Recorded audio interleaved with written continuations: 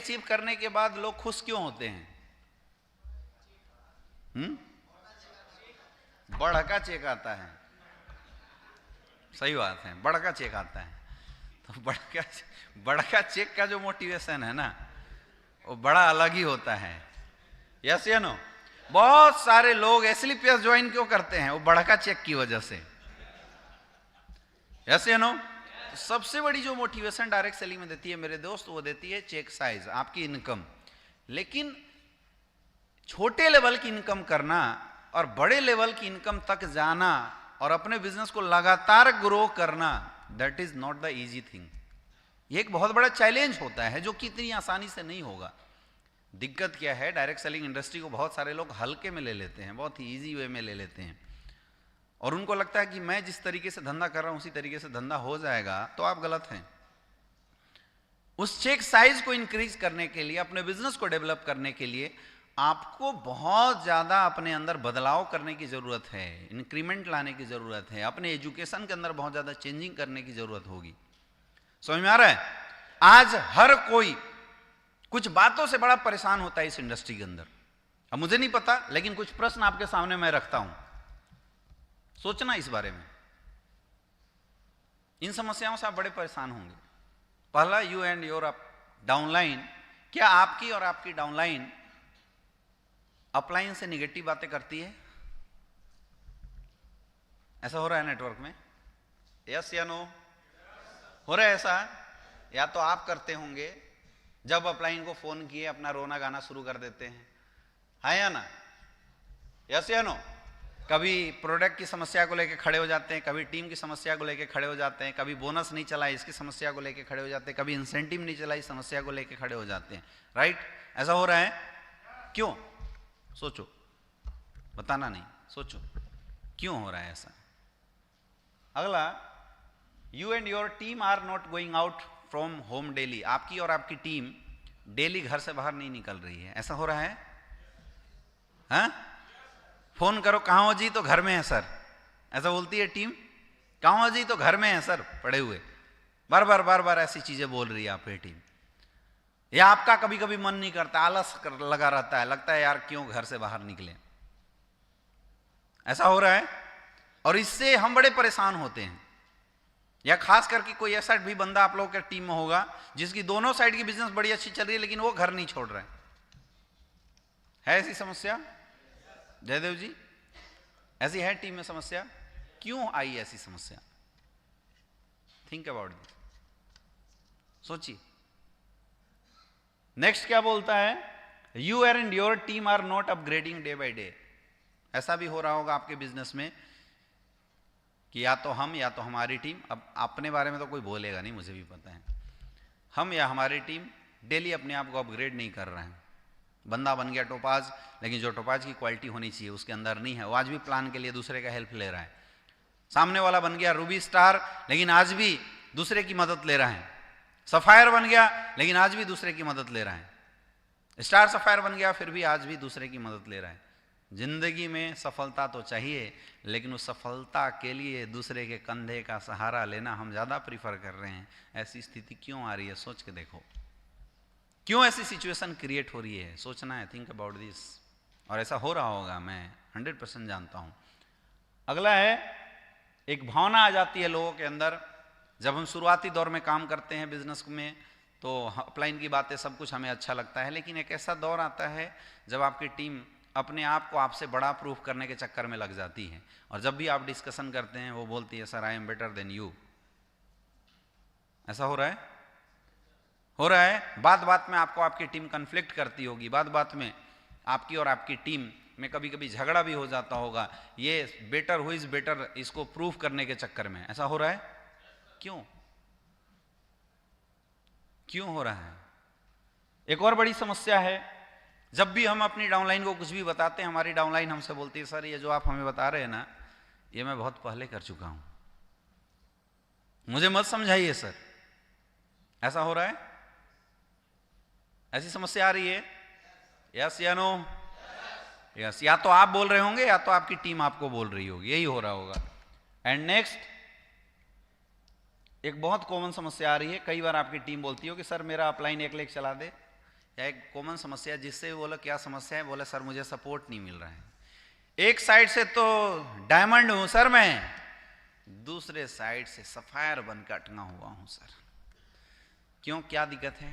तो बस sir upline घर से निकलते ही नहीं, हमारा बिजनेस ही नहीं चला रहे हैं, है या ना? यस या नो? मैं कई लोगों से पूछता हूं किस रैंक पे हो, तो बोलते सर एक साइड से तो ब्लू डायमंड पहुंच गया और दूसरे साइड से सर, और दूसरे साइड भी नहीं बोलते, बोले अपलाइन वाले लेग से सर रजिस्ट्री हुआ था क्या अपलाइन का लेग, अपलाइन वाले लेग से सर अभी तो मैं रूबी स्टार हूं। ऐसा हो रहा है, बहुत कॉमन समस्या आती है। कई लोग तो ऐसे हैं जो एक लेग अगर नहीं चला तो दूसरे लेग में काम करना तक छोड़ देते हैं, या दूसरे लेग की टीम को निगेटिव करना शुरू कर देते हैं। हो रहा है ऐसा? फेस कर रहे हैं ऐसी समस्या आप लोग? या आप में से बहुत सारे ऐसे लोगों को लगता होगा कि मेरे अपलाइन को जो रोल मेरे बिजनेस में करना चाहिए था, मेरा अपलाइन वो रोल नहीं कर रहा है।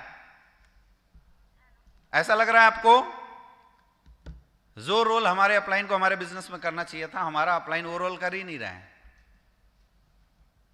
लगता है या ना? यस या नो? तो फिर ये चीजें जनरेट हो जाती है। अच्छा, ये पॉइंट आप सबके लाइफ में चल रहा होगा, या तो आपकी समस्या होगी या तो आपकी डाउनलाइन की समस्या होगी। मुझे कैसे पता?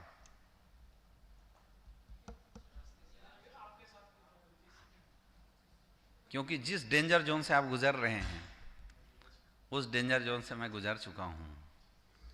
मैं हमेशा बोलता हूं 4 रैंक एसएलपीएस वेलनेस का सबसे खतरनाक रैंक है।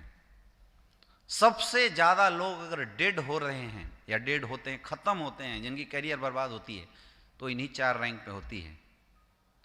Topaz, Ruby star, sapphire and star sapphire, ये 4 वेरी डेंजरस रैंक। इन चारों रैंक का लीडर जब मेरे पास कोई फोन करता है तो मैं क्वेश्चन मार्क लगा के खड़ा रहता हूँ, वो हड्डी वाली साइन लगा के मैं देखता हूँ।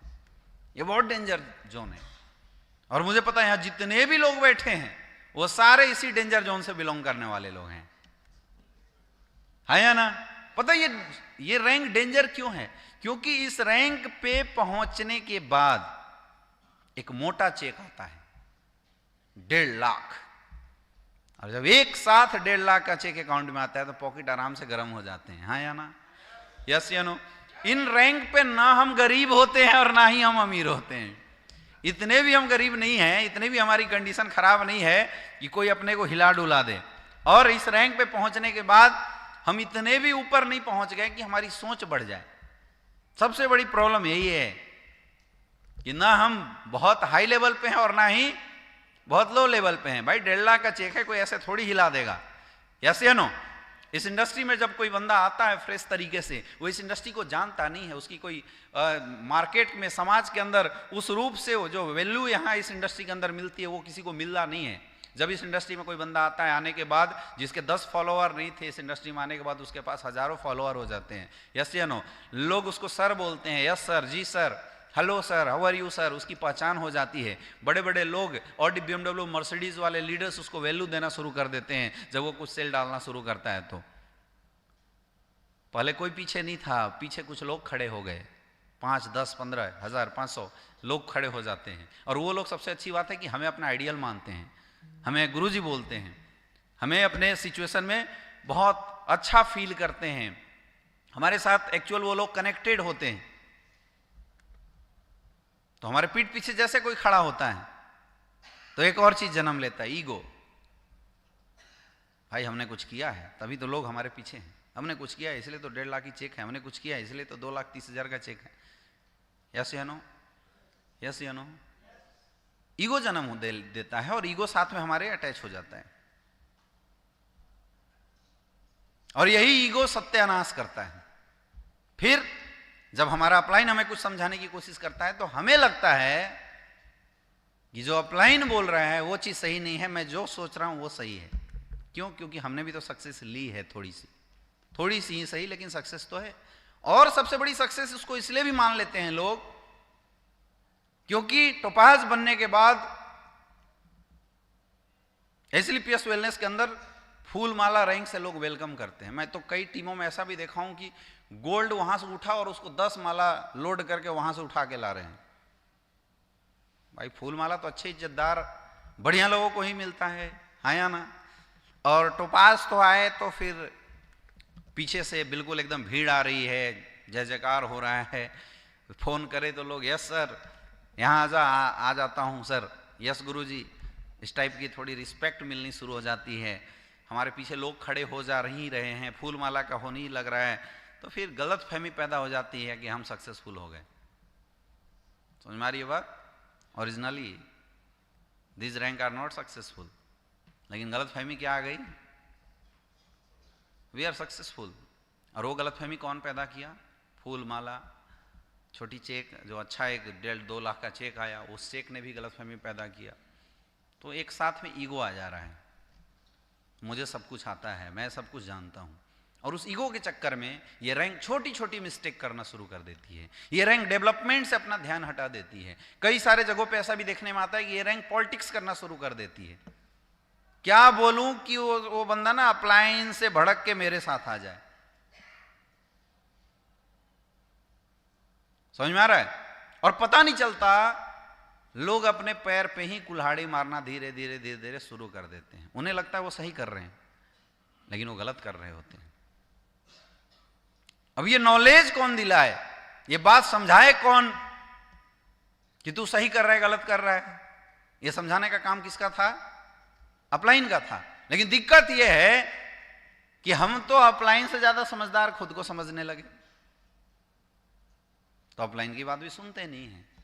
धीरे धीरे जो बहुत अच्छा बहुत बड़ा बिजनेस हुआ था, वो बिजनेस धीरे धीरे उसकी ग्रोथ खत्म होने लगती है। लोग नए नए अपनी आइडियाज़ लगाना शुरू कर देते हैं, अपने तरीके से बिजनेस को डेवलप करने की कोशिश करने लग जाते हैं। धीरे धीरे धीरे धीरे वो रोल, जिस रोल की वजह से वो थोड़ी लेवल पे पहुंचे थे, वो सारे रोल धीरे धीरे साइड होने शुरू हो जाते हैं। फिर केवल उसकी रोल सामने आने लग जाती है, धंधा खराब हो जाता है, जीरो हो जाता है, बिजनेस खत्म हो जाता है। आप में से बहुत सारे ऐसे लोग होंगे जिनके चेक साइज बड़े अच्छे लेवल पे पहुंचे होंगे और पुनः वापस उसी लेवल पे पहुंच गए, डाउन हो गए बहुत सारे लोगों की चेक।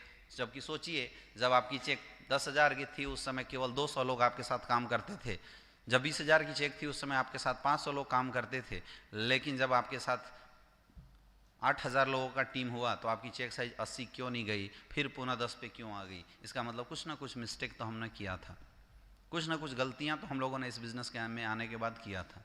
और सबसे बड़ी जो गलती लोग यहाँ पे करते हैं, जो सबसे बड़ा मिस्टेक जहाँ से होता है वो यहाँ से होता है, सोच से, मेंटल स्टेबिलिटी से, मेंटल एक्टिविटी से सबसे बड़ी मिस्टेक हो जाती है। तो जो बिजनेस बढ़ा था वो बिजनेस पुनः जाके वहाँ पे ख़त्म हो जाता है। मेरे दोस्त, ये ट्रिपल टी ट्रेनिंग आपकी उस मेंटलिटी से आपको निकालने की कोशिश करेगी।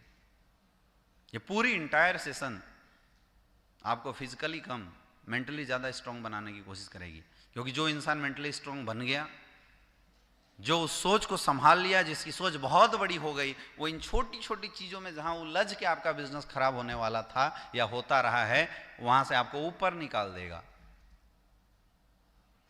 और आप देखिएगा कि ये जो समस्या है ये स्वतः आपकी टीम से निकलती चली जाएगी, आपको पता भी नहीं चलेगा।